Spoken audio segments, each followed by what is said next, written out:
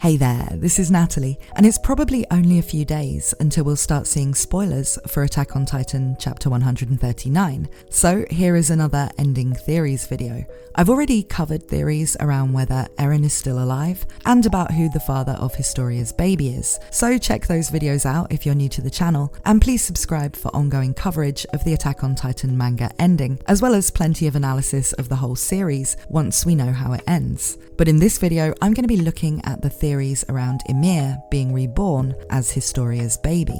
There are quite a lot of reasons why it seems like a possibility that this could happen. For one thing, it's always seemed extremely likely that Historia might choose to name her child after Freckles Ymir. The whole relationship between Historia and Jaws Titan Ymir is something that we're reminded that Historia thinks and cares about a lot by the letter we see her receive that Ymir wrote before she died, and so it would seem reasonable that she'd name her child after her, making the baby literally Ymir Fritz, getting another chance at life. It's always seemed to me that there must have been a reason why Isayama chose to name the Jaws Titan Ymir Ymir, even though it can make things confusing to talk about, and even though she isn't particularly connected to the original Ymir in the story. Authors hardly ever give two characters the same name without using a nickname for one of them, and even with the same backstory, Jaws Ymir could have chosen a different name for herself when she reverted to human and was trying to fit in within the walls. But having Historia and the audience only know her as Ymir seems like a good setup for that later being what Historia names her baby. However, I do also think that if the baby turns out to be a normal baby that has nothing to do with Ymir, she could pick the name Frida. Or for a boy, perhaps even Eren. It's kind of like the mystery of who the father is, where one option seems more likely in some circumstances and the other in others. If Pharmakun is the father and the baby is a normal baby, just representing the future of Eldians on Paradis, then I think she might go for Frida. But if the baby is Ymir reborn, even though Historia wouldn't necessarily know that, I think Isayama will have her choose the name Ymir, given he's already set up a good reason why she would. Ymir being reborn is something a lot of people theorise could be the way to break the curse of Ymir too. The curse of Ymir exists because none of the Titan shifters can outlive the original Ymir, who died 13 years after getting her powers. So the theory goes that if she comes back to life again and lives a long life, the curse would be broken, or at least changed to however many years she lives this time. Now this is an interesting one because it does seem at first glance like the curse of Ymir needs to be broken to break the cycle. If both Titan shifter abilities and the curse remain, then there will always be people forced to take possession of the Titans, and different nations vying for them as weapons. And of course, there will always be that death sentence for anyone who does gain those powers.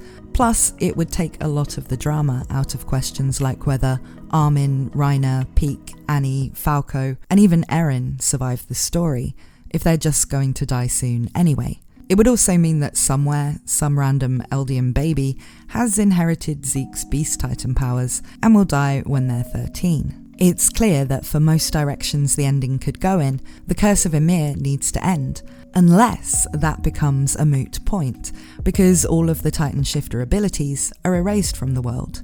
We don't really know much about how all of this works, but if Ymir removes all Titan-related stuff from the world, and Wormcoon dies, then wouldn't that just remove the curse anyway? If the current Titan shifters all go back to being normal humans, why would they still be affected by the curse? This could mean that in an ending where Ymir takes some other kind of action, in the paths or on the battlefield, that removes Titan abilities from the world altogether, she doesn't need to be reborn to end the curse, which in turn means the baby could be a normal baby without that being a problem, though Ymir may still be reborn in that scenario for other reasons. Another reason a lot of people think Ymir being reborn is something the story has always been heading towards is the connections to Norse mythology, where Ymir was also the name of the first giant. There is definitely some inspiration from these myths that has gone into the setting of Attack on Titan, though it's really not in the territory of a full retelling.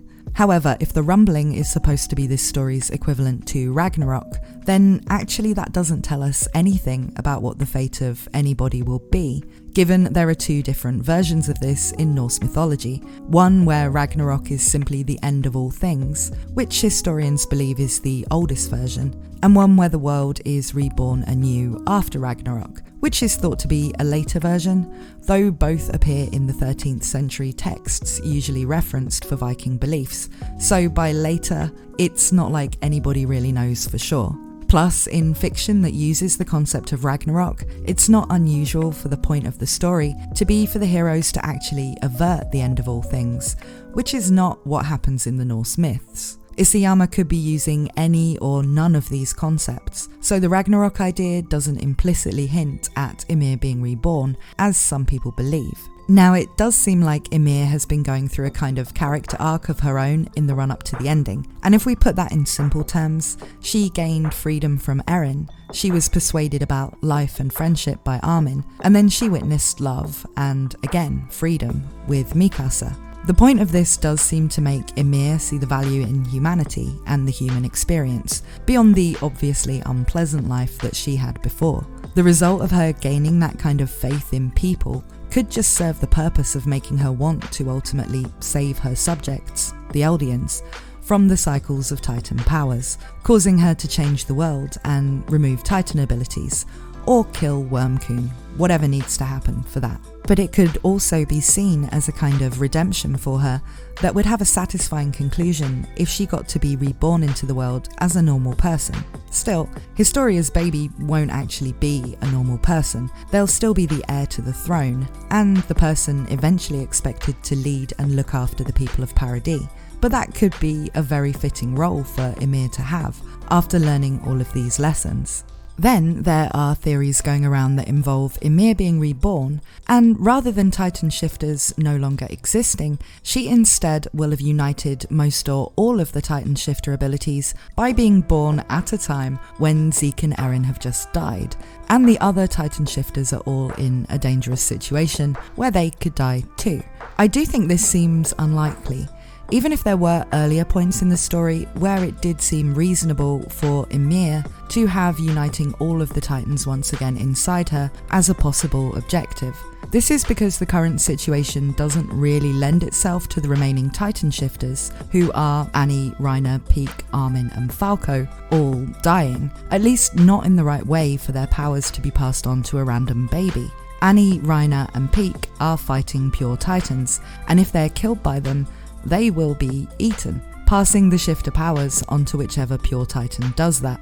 And let's be real, if that's what happens, you know Isayama is going to have Gabby eat at least one of them. Falco is able to fly, and Armin isn't in any real danger unless Erin is somehow still alive and has a presence on the battlefield. So them being killed right now seems unlikely too. But even if they were, they are again in a location full of mindless Titans who could potentially eat them, stopping the abilities being passed on to a newborn. I just feel like if the intention was for Ymir to be reborn as the founder, with all of the Titan shifters back inside her, the pure Titans in this scene prevent that. Yes, she could perhaps just take the powers away from the people and get them back herself by some Titan god magic, but then Zeke and Erin wouldn't need to have died at the right time for her to do that. And it was really Zeke dying and not getting eaten that sparked this whole theory.